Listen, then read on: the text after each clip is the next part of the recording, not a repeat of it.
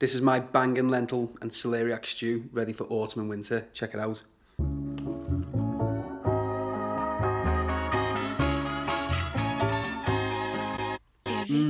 Hi guys, how's it going? Ellis here.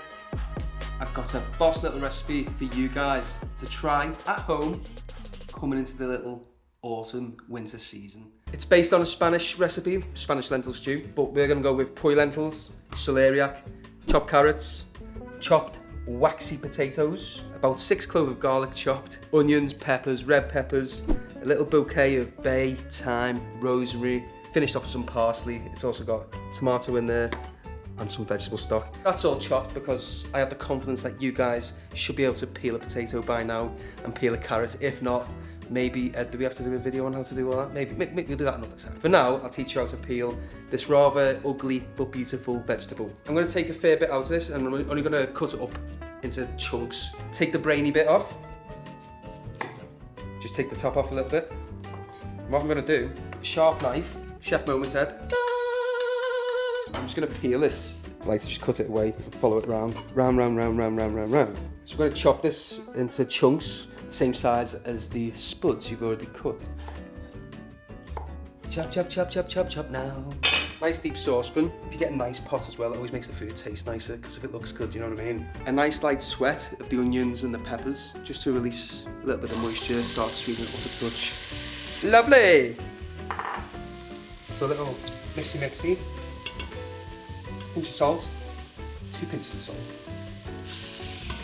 Yeah, that sizzle, not too much. I'm just going to put the lid on as well. So the lid will capture the steam, which will also stop them from over caramelising on the bottom. Keep the moisture in. About 6 minutes. It won't take 6 minutes, probably like 3 or 4 minutes. And then we shall add the garlic and half a tin of tomatoes. For full recipes, see our website. Now, if you haven't got tin tomatoes, 4 or 5 chopped actual tomatoes, when the tomatoes are in season and lovely red and ripe, would also be perfect. Don't worry about how well you chop your onions and your peppers. I diced it up. Even I've just left a few little dodgy little bits in. Again, if this was in one of the restaurants, then I'd probably sack myself. At home, just get it in the pan, don't be too worried. So garlic burns quite quickly. I'm going to whack that in now, well, once the vegetables have sweated down slightly. We should have cooked that out for another minute before we add our tomatoes. When you add the tomatoes, we're going to reduce it down to make it a bit more sweeter. You get that sort of sugary caramelisation flavour from reducing. Whole tin of tomatoes, Ed, not half a tin of tomatoes. I've changed the recipe already.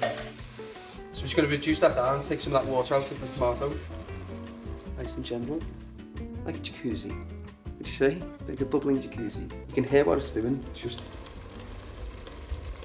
It's getting there now. You might go, oh, it's saying stir me. Not quite yet. Can you hear it getting higher?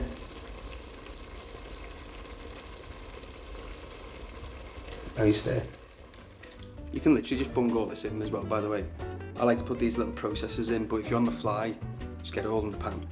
It's going to do the same thing. Smoked paprika.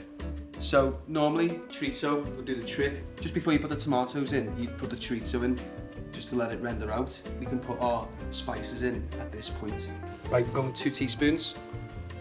It smells good, eh? A little half teaspoon of cumin. You can see the tomatoes reducing down as well now. Getting really concentrated, almost like a ragu. The moisture's leaving, so as you get into the pan, when you pull away, there's no sauce coming back into it. Almost the way Moses split the sea. I'm not saying I'm like Moses, by the way. I'm not comparing myself to any biblical character. Okay guys, so we're going to go in now with our root vegetables and our herbs and aromats. So we've got our rosemary, thyme and 3 bay leaf. Boom! Don't worry about tying them up with a bit of string. Who's got time for that? Carrots. Boom! Spuds. Waxy potatoes, guys. Boom! Celeriac. That good mix. We'll get our lentils. Now we're going in with our vegetable stock. Lid on, and we're going to let that simmer away for about 35 minutes. Check it after about 15. I'm just going to get to the bottom, make sure it's not catching, and it's not, which is perfect. I'm just going to leave the lid off and allow a bit of that moisture to evaporate at the same time. Guys, click subscribe, hit the like button, join the family. Food, more food, and get behind the scenes, what we're up to in our businesses day to day, and finish off with some banging recipes. Join the channel, click subscribe, hit the like button, jump! Hit the like button! So it's had about 25 minutes. Let's say it's had 30 minutes. To me, it looks good. And there's a couple of things you want to look out for. The first one is the lentils. Check out your lentils are cooked and the texture you like. I like mine with a little bite. I'd like to know that they're still there. Perfect. Next one's the potato. Now the potato's going to take longer to cook than the celeriac, so get your potato, give it a little prod, and if it just starts to break up slightly and the knife comes out, you're laughing. Now with everything, we want to let the food rest, so we turn that off. We turn that off. So we turn that off. There you go. And you can just let that chill out, let it relax until you're ready for your tea. This is also better the day after because with that long rest and overnight in the fridge, all that sauce permeates into all those vegetables evenly. I do think there's actually a scientific reason behind it, which I have researched in the past and I can't remember it. Send me a message to why. And I'll go, oh yeah, I remember that. A squeeze of lemon juice will help that along. But we're just gonna go with a bit of salt and a bit of parsley. My mouth stops watering and I don't slobber all over this parsley as we cut it up. Apart from my little presentational sprinkle, that's all going in the pan. Followed by an extra little bit of salt. Give that good even mix. Take out all these woody herbs if you wish. But if you don't, it's not gonna kill you. This is a real family treat. Imagine a nice crusty baguette with a bit of butter on there, a little bit of olive oil over the top. Celeriac's naughty. You're making a lot here, so this will do like 6 to 7 people.